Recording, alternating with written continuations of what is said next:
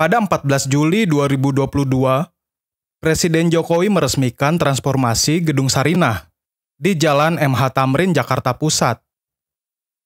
Peresmian itu dilakukan usai pusat perbelanjaan pertama di Indonesia itu direnovasi sekitar 2 tahun. Ini sejarah Gedung Sarinah.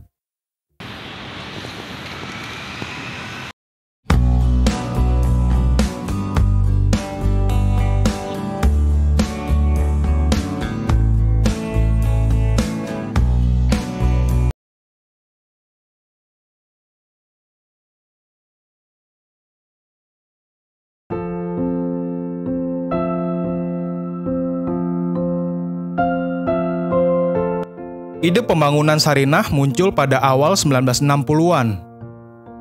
Presiden Soekarno kala itu tengah gencar menuangkan ide revolusionernya terkait wajah Indonesia baru yang modern di Jakarta.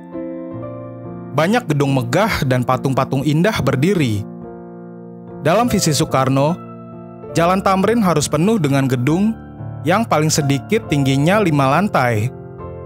Pusat perbelanjaan di Jalan Tamrin itu berada di bawah PT Department Store Indonesia Sarinah yang dibentuk pada 17 Agustus 1962. Pemancangan tiang pertamanya dilakukan pada 1963 dan dibuka secara resmi pada 17 Agustus 1966. Gedung ini merupakan salah satu dari 3 anak proyek Soekarno yang berdiri di Jalan Tamrin, selain Hotel Indonesia dan Gedung Wisma Nusantara. Menurut Selekta edisi 20 September 1964, Sarinah terdiri dari 2 gedung, yakni Gedung Induk dan Gedung Pelengkap. Gedung Induk berlantai 14. Setiap tingkat gedung punya barang-barang dan tempat-tempat khusus yang ditawarkan. Di tingkat paling bawah, diisi pasar kecil, kedai kopi, bahan-bahan makanan dan minuman, ikan, dan lain-lain. Di tingkat pertama, ditempati kantor pos, biro turis, pangkas rambut, kafe, salon, dan barang-barang kelontong. Di tingkat kedua, ada barang-barang keperluan anak-anak, tempat konsultasi haji, es krim, dan lain-lain. Di tingkat ketiga, ada barang-barang khusus untuk perempuan dan kamar rias. Di tingkat keempat, diisi barang-barang untuk pria dan penjahit. Di tingkat kelima, ada barang-barang keperluan dapur, barang-barang pecah belah, radio, dan televisi. Di tingkat keenam, ada alat-alat tulis, peralatan musik, peralatan olahraga, sepeda, dan tempat membetulkan pulpen. Di tingkat ketujuh, ada studio foto, kamera, arloji, dan pemeriksaan mata. Di tingkat kedelapan, ada perabotan rumah tangga seperti permadani, kasur, tirai, dan lukisan. Di tingkat ke-9, ada tempat pameran, klinik, dan dinas kesehatan. Di tingkat ke-10 hingga ke-12, khusus untuk kantor Department Store Sarinah. Di tingkat ke-13, ada restoran Indonesia dan Tionghoa. Di tingkat 14, ada klub malam dengan restoran dan barnya.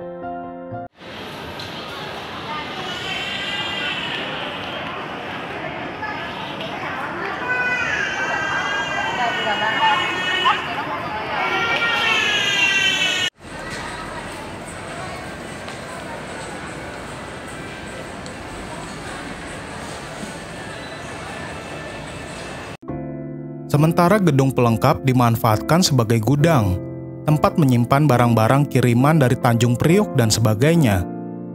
Di tingkat atas gedung pelengkap ada bioskop. Di halaman gedung pelengkap, terdapat tempat parkir yang luas. Gedung induk dan gedung pelengkap terkoneksi dengan jembatan setinggi 50 meter yang melintang di atas Jalan Wahid Hasyim. Biaya pembangunannya sebesar 14 juta dolar. Menurut Soekarno, dalam pidatonya di sidang paripurna Kabinet Dwikora di Bogor pada 15 Januari 1966, ada beberapa misi departemen store Sarinah.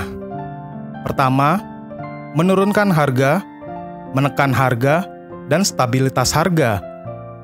Ia mengatakan, orang di luar departemen store Sarinah tak akan berani menjual barang lebih tinggi daripada yang ada di Sarinah.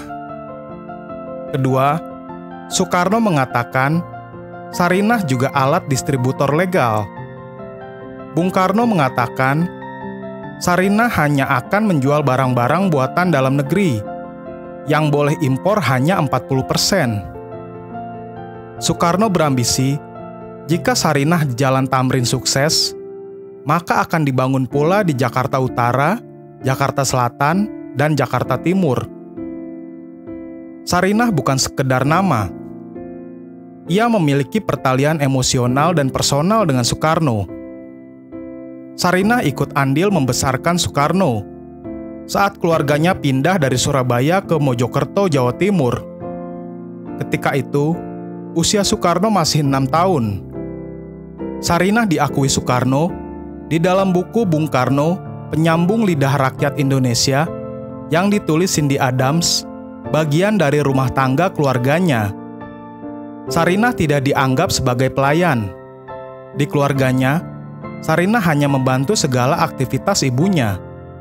Bahkan menurut Soekarno, ia tidak digaji sepeser pun. Sehari-hari saat kanak-kanak, Sarinah setia menemani Soekarno. Ia mengajarkan Soekarno perihal cinta kasih. Menemani Soekarno kecil tidur di tempat tidur yang sempit. Suatu ketika, selagi Sarinah memasak di gubuk kecil dekat rumah, Soekarno tertegun dengan ujangan Sarinah. Sarinah berujar, "Karno, pertama engkau harus mencintai ibumu, kemudian kau harus mencintai pula rakyat jelata. Engkau harus mencintai manusia umumnya." Kalimat yang dilontarkan dari seorang perempuan desa yang tidak menikah itu terpatri terus dalam benak Soekarno. Sebelum diabadikan menjadi nama pusat perbelanjaan, Sarinah dijadikan judul buku oleh Soekarno. Buku berjudul lengkap Sarinah, Kewajiban Wanita dalam Perjuangan Republik Indonesia itu disusun Soekarno pada 1946. Ketika ibu kota negara dipindah ke Yogyakarta karena Jakarta sedang terancam serangan Belanda. Menurut pengawal pribadi Bung Karno, Mangil Martowijoyo, dalam buku Kesaksian tentang Bung Karno 1945-1967, buku itu hasil materi kursus politik yang diberikan Soekarno kepada remaja putri, mahasiswi, dan pelajar putri yang ada di Jogja. Menurut Peter Kasenda, dalam buku Soekarno Muda, Biografi Pemikiran 1926-1933, buku itu berisi tuntutan untuk gerakan perempuan. Tebalnya 329 halaman, terdiri dari 6 bab, terbit pertama kali pada 1947. Melalui buku itu, kata Mangil, nama Sarinah menjadi terkenal di tanah air dan dunia. Ironisnya, cita-cita Bung Karno ingin melebarkan sayap Sarinah ke berbagai tempat, malah terwujud setelah kekuasaannya beralih ke Soeharto. Di Jakarta, pada Agustus 1968, beroperasi Toserba Sarinah di Blok M, Jakarta Selatan.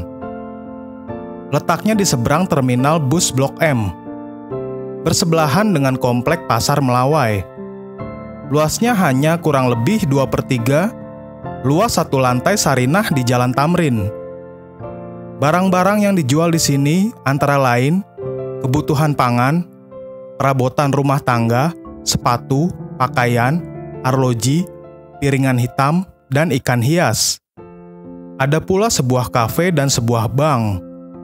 Toserba ini menggunakan sistem self-service, di mana pembeli bisa memilih barang sendiri di rak-rak dengan menaruhnya di kereta dorong atau keranjang, lalu diserahkan ke kasir. Sistem itu diperkenalkan Toserba Sarinah Blok M pada Desember 1969. Hanya saja, pembelian barang semacam ini terbatas pada minuman dan makanan kaleng. pada 1969, Pemda Jawa Timur bekerja sama dengan PT Departemen Store Indonesia Sarinah membangun Sarinah Cabang Surabaya. Sarinah Cabang Surabaya terletak di Jalan Tunjungan nomor 7, memanfaatkan gedung bekas kantin milik Angkatan Laut. Visi Sarinah Cabang Surabaya adalah membangun toko serba ada bertaraf internasional. Pembayaran hanya menerima mata uang dolar. Pramuniaganya harus mampu berbahasa Inggris. Di sini juga dibangun klub malam Mirasa Sky Club, cabang Surabaya. Setelah sebelumnya pada 1967, dibuka Mirasa Sky Club di Sarinah, Jakarta. Klub malam itu milik sutradara Usmar Ismail. Selain pusat perbelanjaan dan klub malam, ada pula restoran internasional yang dinamakan The Blue Mirasa. Selain di Surabaya, Sarinah dibangun pula di Malang pada 1969. Toserba ini dilengkapi dengan balai pertemuan umum, kafe, toko buku, dan tempat bermain anak-anak. Gedungnya berlantai 2, di atas lahan seluas 1,5 hektar.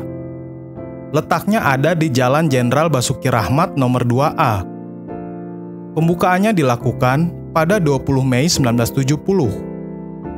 Pertengahan tahun 70, dibangun Sarinah di Medan, Sumatera Utara.